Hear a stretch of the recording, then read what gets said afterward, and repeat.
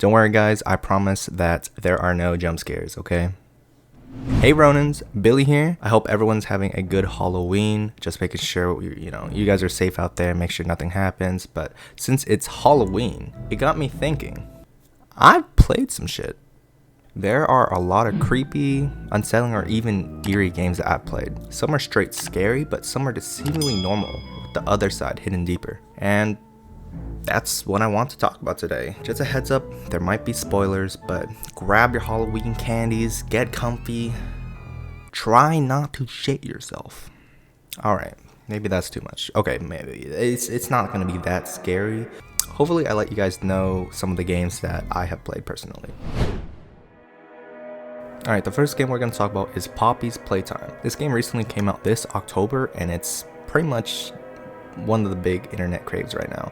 Many YouTubers are saying it's probably one of the scarier games that they've played in a while, and I'm going to have to agree. Generally, Lucas and I aren't really into horror games. Like, we don't get scared that much. What am I supposed to do? Oh my! Battery 80%. I think Melly does, but the issue with horror games for us is that when you label a game as horror, you have the expectation to get scared, and you expect scary things. So when it doesn't deliver, it's like, but I do have to say, Poppies Playtime is pretty damn scary. Basically, we play this game on our channel. If you want to check that out, link will be in the description. But essentially, you're playing as this ex-toy factory worker, and employees have been disappearing, so you go to check the place out. Honestly, it's a pretty standard setup for a game, and even after you meet the main monster dude, it's not that bad. Apparently he's like an amalgamation experiment that came to life, but honestly he just looks like the Cookie Monster. But it's when he disappears, and basically he shows up again later, and that's when the real fun starts to happen, because he shows up in this unpredictable manner, and that gets you. Later on there's this thrill chase scene, and it's honestly pretty impeccable because the corridors are tight and the pathways start to shut down on you. It's pretty scary because it gives you this sense of like you're claustrophobic and you don't know what you're doing. It makes it even worse because he's hunting you down at the same time. And towards the end, I even caught a glimpse of blood left by the monster after the scene, which is like a little weird. I'm not really big into like theories or anything like that, but that leaves a lot of rooms for options, and that honestly gets us excited for the next game. It's a great game. If you haven't checked it out already, do so. It's great, but that itself is weird. And then you don't really even meet Poppy until the end, which is even weirder. Poppy being this doll that's also created through the toy factory, and they're like advertising her, but honestly it just makes it more eerie in my opinion, and I'm looking forward until the next game. The second game is Shadow the Colossus. Now this isn't even necessarily a horror game, but it honestly gives me chills for a couple of reasons. Basically, the premise of the game is that you're this guy named Wander, and there's this girl that was sacrificed or cursed or something, and you need to fight 16 colossal titans to revive her. It's weird because there's not a lot of people in the game, there's not a lot of information, there's not even a lot of talking or even music. And whatever music that does end up playing, it's usually just from the boss itself, and those are usually short-lived. For the majority of the game, it's just you and your horse riding off from one destination to another. You can hear the gallop of your horse. You can literally hear and feel the silence in the air. And it's weird because you're actually on your own, and the game never really fills you in on what's happening or why you have to do anything. But let's talk about the colossal titans, or the Colossus. Each of the Colossus are huge and somewhat terrifying to look at, but they aren't all that bad. Honestly, I had the impression that like you were low-key forced to kill them, and they're just fighting back because they don't want to die. It's creepy because after every execution, their soul kind of like pierces you, and it runs through your body, and you fade away, only to start back to where the damsel is, which is at the beginning of the altar where you start at. No answers are given, no questions are asked. And just when you're about to save the princess girl you've been working towards the whole journey, the game hits you with this complete 180. I don't want to spoil it, but the struggle and intensity is real, and many questions are still left unanswered. It's just a weird experience as a whole. It honestly feels like I'm missing something that I should know, and the game's like just holding it back. And honestly, that makes it even more unsettling because I know the game will never tell me what I want to know. I do love the game though, and I do advise you to try it, especially the recent HD I wouldn't say remastered, but was it remaster? I don't know. The HD versions, the PS4 and PS5 version.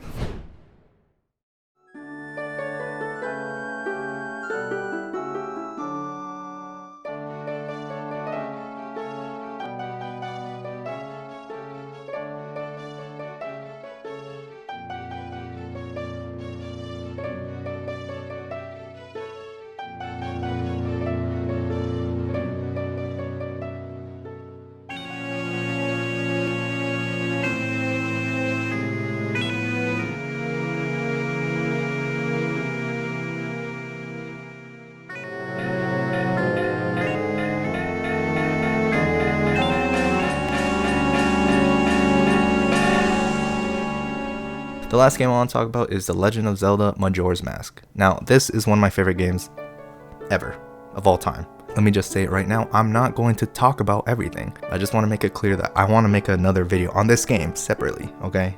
This game is everything to me, but this specific game has always been known as one of the black sheeps of the series, I guess. The other being Zelda 2, which was just honestly completely different at the time, right? This one in particular was for a different reason. The atmosphere of the game was honestly like no other Zelda game. Everyone looked happy, everyone acted happy, but honestly everyone seemed to be under distress and fear because the moon was falling, and ultimately that would be ending their lives. If you played the game and only solely played it for the main quest, essentially that revolved around you gathering giants from other nations to try to stop the moon from falling, you would be missing, I would say, like 60 to 70% of the game. The world is finely crafted and thrives on the side quest and the sense of camaraderie that you will be building to get to know the town and country folks and experiencing the same fears and anxieties as they do. Here's an example, right? Look at this tree. What do you think of it? Honestly, you don't think much of it. You see this tree when you start to enter Termina, you just pass by it, no regard, no significance, right? It's later on that you find out that after saving the Deku Princess, during the side quest with the Deku Palace Butler, this guy, you race him for a reward, I think, and you find out that he likes to race and move the way he does because he used to spend a lot of time with his son, but suddenly he just ran off somewhere, or ran away from home. But who is his son exactly? Ayo, what the? So his son turned into this because the main villain, and, well, he died here. Okay, to add on to the weird, creepy, eerie factor to it, at the end credits, you actually see the butler mourning for his son's death. Like, he's literally at where his son stands, and he's mourning, and it's genuinely super sad, but it's also like, what the fuck? Like, no other Zelda game has death like this, and let alone for an NPC that I'm aware of. This example is honestly overused, but it genuinely sets the overall tone for the game and what it's about. It's dark as hell, creepy as hell. I would even go as far to say like the music is also creepy, and it fits the imagery per scenario, right? Ikana Village, and with this like undead zombie like atmosphere and ambiance.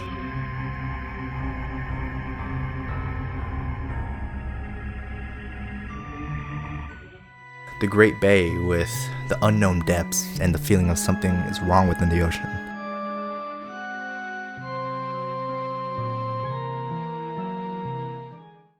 Even something as simple as the main town you reside in, Clock Town, can be eerie because when you start running out of time, the music starts to speed up. It signifies that you're running out of time.